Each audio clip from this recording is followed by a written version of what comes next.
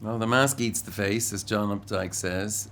So when you pull it off, it sometimes isn't pretty, but I don't know. It's you turn out to be all these different people. There's no one true self, as I've discovered in my own search. And in the end, as we mentioned in the film, it's like pondering your own navel is a limited pastime. I think you can there's times every artist has to go back, lift a few stones, see the creepy crawlies, what's underneath. This is how I got from there to here.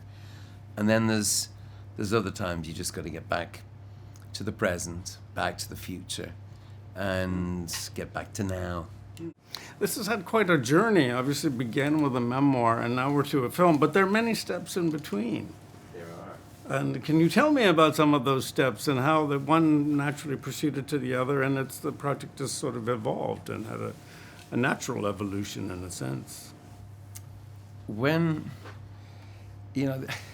I tried to play myself once in a film by Phil Joannou called Entropy. It was like impossible, and I just couldn't do it. I'm just a total fake. And what I learned was you sort of can't act yourself. You really do have to be yourself, and that's tricky, to say the least. But Edge says I'm more myself on stage than off, depending on the company I keep. And so I think I found a language that's more like my off-camera language on stage. I think I did. And just meaning I could make myself laugh, could make people laugh. People don't come to U2 shows often for a big laugh. They might laugh at them, there might be moments, but that's not why they're coming. But stand-up comics, they're the top of the food chain as far as I'm concerned. And they're the truth tellers. They're the people. I just so admire them, and I love that they've no instrument, they've no accompaniment. Those synapses are firing. They can say the most ridiculous thing and it be suddenly true. And their hearing, to me, they have bionic hearing, the great ones. Yes. Seinfeld, they hear the audience reaction, and maybe you get that as a musician on stage, and maybe not in an arena, I don't know how, but I'm sure you're reading the audience. Oh, if somebody takes a piss during one of ours, and in a stadium, one presumes there's people taking a pee at all times. But I'm not happy. It's like, but not during this bit. Performers are we're such megalomaniacs. We put the messy in messianic. We are full of shit. But we're also, as well as people who just want to be at the center of attention, which is the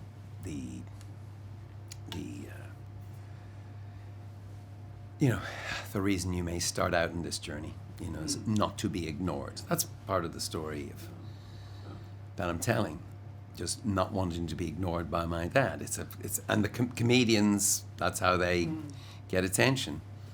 I'm a singer. It's a different route.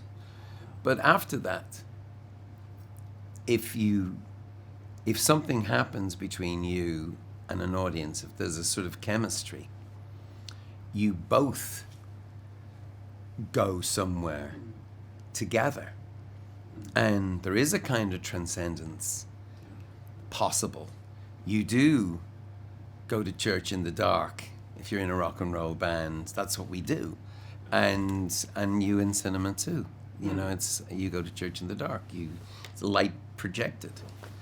Yeah, and the way this film is shot, it's very much like that. I mean, we're in church in a sense with you, and you're in the confessional, and Oh, Father, forgive me. It's literally, Father, forgive me. This one. And I did ask my father for forgiveness. Years later, unfortunately, he wasn't around to hear it. But I did. why did you feel like you wanted to ask for his forgiveness? What sins had you committed that were needing of forgiveness? Well, Father, I felt that I'd been a naughty boy. No, not just. I just realized this man, his wife, had died unexpectedly. He was going through massive guilt. He's got these two boys, two teenagers, and he doesn't know what to do. And I made it a lot more difficult for him because I was coming for him, as can often happen with young stags or young. It's edible. I mean, these stories go back a ways. They do, and I, just by playing him with a turn of the head, I learned to really not just love him, but to like him, and he made me laugh, and so, but it's not just that. It's a love story across a few levels, but I think the relationship with my father is the essential one. But it's an opera, as I told your colleague. Indeed, and so fitting in that your father's love of opera, of course, and his tenor voice. I think thinking of tenors, I wonder, did you write this in your martello, in Bray? Oh, And I think of Joyce down the road in his martello, writing Ulysses in Dalkey. Joyce was the tenor, and in fact, just up the road from us, because yes, Ali and I lived in this round tower for a few years in the mid-'80s, but just up the road is the Joyce the tower that's in Ulysses, and his guitar is there. And you think of Joyce as a guitar player, it's kind of amazing. And Joyce, I still can't get over him. There's so much. The Irish relationship with language is so not at peace. We're sort of at war with the English language, maybe because it wasn't our choice. But with Joyce, it's like chewing gum. You got the feeling he was just chewing it and blowing bubbles with it. And with Beckett, it's more like chopping it up into little bits. And with Yeats, it was more baroque, more, learning from the great British aristocratic languages. Who else would I really admire? Dark Lies the Island. That's a collection of short stories that I would ask you to check out, because I think he's going to turn into a really important writer, an Irish writer. Well, in the meantime, let me ask you about your father and things that you learned from him. I think perhaps one of the most important things, this observation where he says you wouldn't need charity if the world was just. I mean, this is profound and had a deep impact on you and your activism. That's right. Yeah, with the, U2 goes on the road with 250, Mack trucks or whatever it is. Sometimes to Sarajevo. Well, all over the world we travel, and here I have a table and 4 chairs, and as I say, and it's a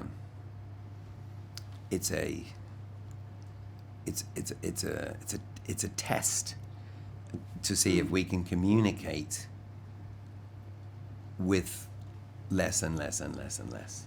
Just, I mean, look, we have a whole sleuth of new, new and extraordinary writers, and of course that will make its way into film and Yeah, well, theatre. You've got a beautiful writer in John Carney who directed your daughter. Have you met John? I have. He's a Did you lovely like fellow. Sing Street? Oh, Sing Street I adore, and Florence was absolutely lovely. Oh, I'm so happy to hear you say And that. your daughter's voice is very impressive. You know, I would have thought she'd ask me, any hints on learning the guitar. No. She said, no, my character has to learn by herself. Oh, interesting. Yeah. Indeed. And she gave me hints on Today. She said, it's like speed dating, Dad. Like, you're going to be there. It's just not who you are. You've no full stops and commas. You're just going to want to go drinking with some of these people, but you can't. I always wonder about junkets. So these random personalities are coming in, and this is one by one. Like, it must be like being beaten around the head. No, it's not. Absolute delight to be taken seriously in a different art form, and I really am honoured. So thank you. And that's where I learned it. My dad's sense of injustice was broadcast at the kitchen table, and as I say, through uncovering all these memories, I realized the courage of a man who was a Catholic, who married a Protestant woman at a time when the country was splitting, near a civil war. Sectarian strife wasn't pleasant. And he had the courage to be true. And then he had another one. He had this mad one. He used to blame on Sing. I think it was Sing, the playwright Sing. Yeah, he used to say, "What is Ireland?" To quote Sing, he'd say, "What is Ireland but the land that keeps my feet from getting wet?" We thought, wow, that's a great, riposte to nationalism. What an amazing thing. So we looked it up.